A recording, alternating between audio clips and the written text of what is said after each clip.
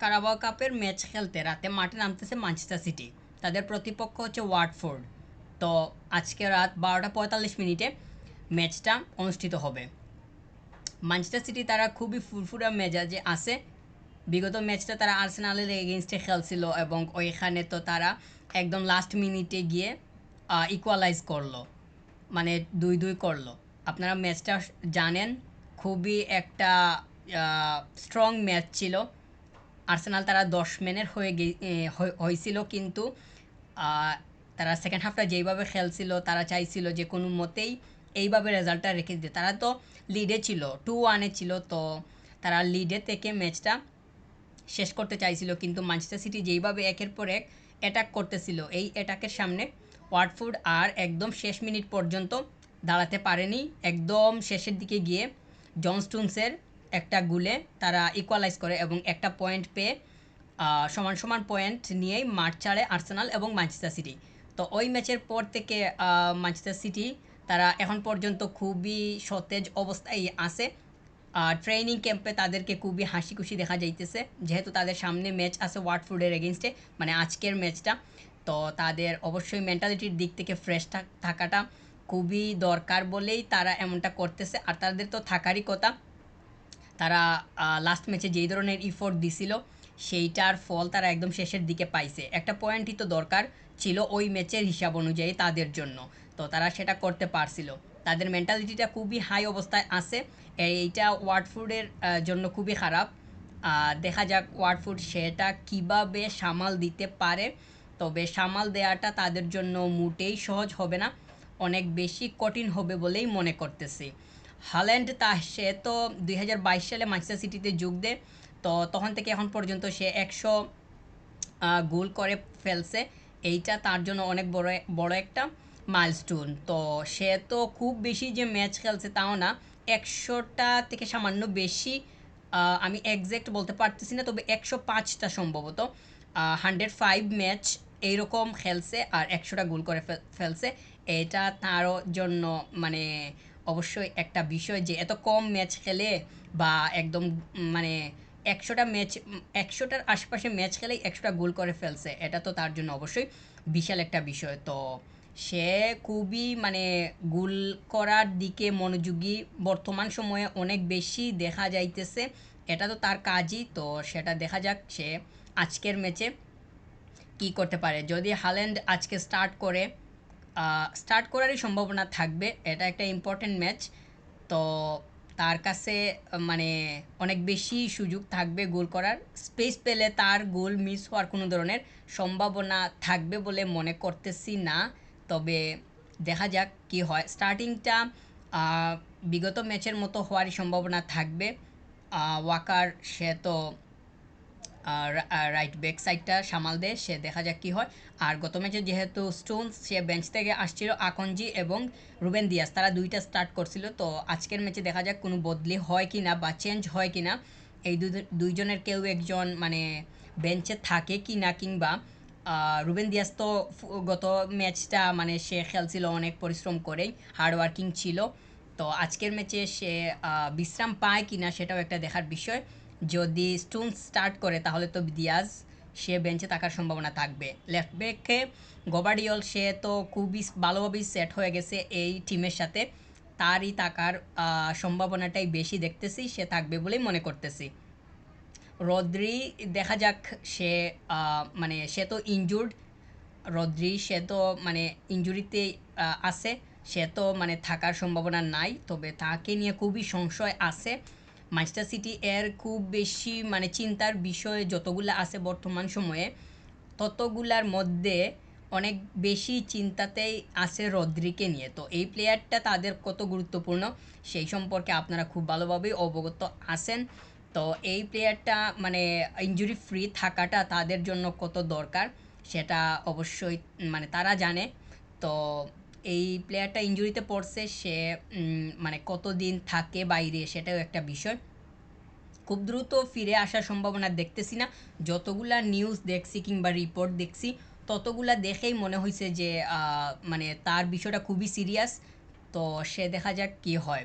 Gundogan সে তো last ম্যাচটা start করছিল মানে খেলছে, তো সে এই ম্যাচটা স্টার্ট করার সম্ভাবনা থাকবে। অন্যদিকে কেভিন ডি ব্রুইনাকে নিয়ে তো কথা বলতে হয়। কেভিন ডি ব্রুইনা সে তো ইনজুর্ড। সে বিগত একটা ম্যাচে মানে ফার্স্ট হাফটা খেলে সেকেন্ড হাফ আর কন্টিনিউ করতে পারেনি, তাকে সরিয়ে নেওয়া হয়, মানে মোটামুটি বলা যায় যে ফোর্স করেই সরিয়ে নেওয়া হয়েছিল। তো আহ, এই প্লেয়ারটাও ইনজুরিতে আছে।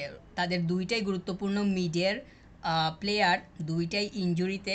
তো এই দুইটা কবে ফিরবে না ফিরবে সেটাও একটা বিষয়। অবশ্যই আমার কাছে মনে হইতেছে ম্যানচেস্টার সিটি এই দিক থেকে খুবই কেয়ারফুল আছে। কেয়ারফুল তো থাকতেই হবে, তাদের ভরসার যতগুলা জায়গা আছে এই মানে প্রত্যেকটা প্লেয়ারই তো ভরসার জায়গা এখানে, তো মানে এটা বলতেই হয়। কিন্তু কেভিন ডি ব্রুইনার ইম্প্যাক্ট, রদ্রিগের ইম্প্যাক্ট, এইগুলা তো তাদের জন্য কতটা কার্যকরী সেটা তো খুব ভালোভাবেই পরিষ্কার। তো এই দুইটা ফিরে আসে কখন সেটাই এখন দেখার বিষয়। বার্নার্ডো সিলভা সেও মানে থাকার সম্ভাবনা এটাই দেখতেছি। অন্যদিকে সাবিনিও সে তো রেগুলার স্টার্ট করতেছে এই বর্তমান সময়ে। তো সাবিনিওকে মানে আজকের ম্যাচে দেখা যায় কি না সেটাও একটা বিষয়। এই প্লেয়ারটা মানে ভালোই সুযোগ পাইতেছে বর্তমান সময়ে, মিনিট খেলার সুযোগ পাইতেছে এবং সেগুলা কাজে লাগাইতেছে। ফুদেনকে দিয়ে স্টার্ট করানো হইতেছে না বর্তমান সময়ে, সাবিনহোকে দিতে দেওয়া হইতেছে এবং সাবিনহো সেই স্টার্টিংয়ে দেওয়ার মানটা রাখতেছে, দামটা দিতেছে। সে তো আর্সেনালের এগেনস্টে হাল্যান্ড যে গোলটা করলো প্রথমে, ওই গোলটার অ্যাসিস্ট তো তার ছিল, সে বলটা বাড়িয়ে দিছিল। তাছাড়া ওই প্লেয়ারটা মানে মাঠের মধ্যে সবার সাথে তার ভালোই একটা মানে যোগাযোগ আছে, সে খুবই তার মানে তার জায়গাটা সামাল দিতে পারে। তো এই প্লেয়ারটা তাদেরকে বর্তমান সময়ে খুবই হেল্প করতেছে, এটা খুবই ভালো একটা বিষয়। তো সে স্টার্ট করে কি না আজকে সেটাও একটা দেখার বিষয়, তবে আমার কাছে মনে হইতেছে স্টার্ট করার সম্ভাবনাটা বেশি। অন্যদিকে ডকুকে নিয়ে বলতে হয়, সে তো মানে গত ম্যাচটা বেঞ্চ থেকে আসছিল, তো আজকের ম্যাচে মানে ওয়াটফোর্ডের এগেনস্টে মানে তাকে দেখা যায় কি না সেটাও দেখতে মানে বিষয় আর কি। তবে আমার কাছে মনে হইতেছে যে গ্রিলিশ সে স্টার্ট করার সম্ভাবনা থাকবে, যেহেতু গ্রিলিশ মানে আমার কাছে মনে হয় যে ডকু থেকে গ্রিলিশের পজিটিভিটিটা বর্তমান সময়ে বেশি, এবং যেই ধরনের পারফরমেন্সের ইম্প্যাক্ট আছে এইটা অনেক বেশি ব্রাইট গ্রিলিশের ডকুয়ের তুলনায় বর্তমান সময়ে বলেই আমি মনে করতেছি। তবে দেখা যাক কে স্টার্ট করে, আর হাল্যান্ড তো সে স্টার্ট করবে এইটা মোটামুটি নিশ্চিতই বলা যায়। তো এই ম্যাচটা অবশ্যই ম্যানচেস্টার সিটির জন্য ইম্পর্ট্যান্ট। কারাবাও কাপের ম্যাচ, সামনের ম্যাচে যাইতে হলে এখান থেকে মানে জয় নিয়ে বের হওয়াটা জরুরি। তো তারা দেখা যাক কী করতে পারে ওয়াটফোর্ডের এগেনস্টে। আর ওয়াটফোর্ড যে খুবই মানে ম্যানচেস্টার সিটির এগেনস্টে ফাইট দেওয়ার মতো ওই অবস্থাতে আছে বর্তমানে তাও তো না, তবে দেখা যাক। আহ, একদম শেষের দিকে আবার ম্যানচেস্টার সিটি এর বর্তমান সময়ে যতগুলা অসুবিধা কিংবা সমস্যা আছে এর মধ্যে একটা হইতেছে ইনজুরি এর সমস্যা, এটা বলে ভিডিওটা শেষ করতে চাই। ইনজুরিতে রদ্রি সেটা নিয়ে বলছি, যদি আবার বলি এই প্লেয়ারটা মানে গত সিজনে কিংবা গত এক বছরে যেই ধরনের সার্ভিস কিংবা যেই ধরনের পারফরমেন্স ম্যানচেস্টার সিটিকে দিছে কিংবা ম্যানচেস্টার সিটি হয়ে করছে, ওইগুলা কতটুকু পরিমাণ যে লজিক্যাল ছিল সেইটা আপনারা সবাই জানেন। এবং এইগুলা তার যে এত পরিমাণ যৌক্তিক পারফরমেন্স ছিল, এইটার কারণেই তো ম্যানচেস্টার সিটি গত সিজনে মানে অনেকগুলো কাপ জিততে পারছে। তো এইটাও তাদের অবশ্যই মানে একটা জায়গা যে রদ্রি থাকলে তাদের কতটুকু পরিমাণ যে হেল্প হয়, বা এই প্লেয়ারটা কতটুকু পরিমাণ যে তার কন্ট্রিবিউশনটা দিয়ে থাকে সেইটাও একটা মানে তাদের জন্য গুরুত্বপূর্ণ বিষয়। তো এই প্লেয়ারটা মাঠের বাইরে সেটা তাদেরকে অবশ্যই ভুগাইতেছে। এই ম্যাচে ওয়াটফোর্ডের এগেনস্টে যে খুবই কঠিন হবে ম্যাচটা তাদের জন্য মনে করতেছি না তা। তবে রদ্রি যদি থাকতো তাহলে মানে মিডফিল্ডের হিসাবটা অবশ্যই ভিন্ন রকম হইতো। তো সে যেহেতু নাই, তার সার্ভিস থেকে ম্যানচেস্টার সিটি তারা মানে মানে পাইতেছে না বা বঞ্চিত হইছে। তবে মানে সে তো এখন যেহেতু আমার কাছে মনে হইতেছে যে রদ্রি এর ইনজুরিটা খুবই সিরিয়াস, মানে যতগুলা মানে আমি খবর দেখছি সবগুলা দেখেই বলতেছি। তো সে কত দিন লাগে ফিরে আসতে এইটা হইতেছে ম্যানচেস্টার সিটির জন্য অনেক বড় একটা মানে আশার জায়গা, যে তারা মানে এক্সপেকটেশন নিয়ে বসে আছে যে এটা কবে রিকভার হইতে পারে। তাছাড়া কেভিন ডি ব্রুইনা তো অবশ্যই মানে আরও বড় ভরসার জায়গা।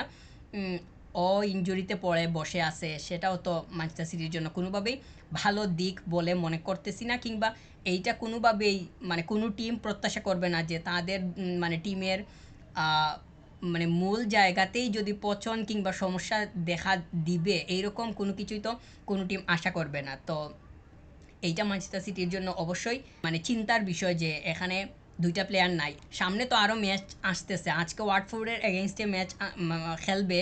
তো আগামীতে তো আরও মানে বিগ বিগ ম্যাচ আছে, চ্যাম্পিয়ন্স লিগেরও ম্যাচ আছে। তো এই দুইটা প্লেয়ারকে কেভিন ডি ব্রুইনা এবং রদ্রি, এই দুইটা যদি সময় মতো ফিরে আসতে না পারে কিংবা রিকভার করতে যদি বিলম্ব হয়, তাহলে ম্যানচেস্টার সিটির জন্য এখানে খুবই সমস্যার জায়গা তৈরি হবে। তারা এটা কোনোভাবেই হয়তো প্রত্যাশা করবে না। তো এই দুইটা প্লেয়ারের দিকে তাদের আলাদাভাবে নজর রাখতে হবে যাতে তারা ঠিকঠাক মতো ফিরে আসতে পারে।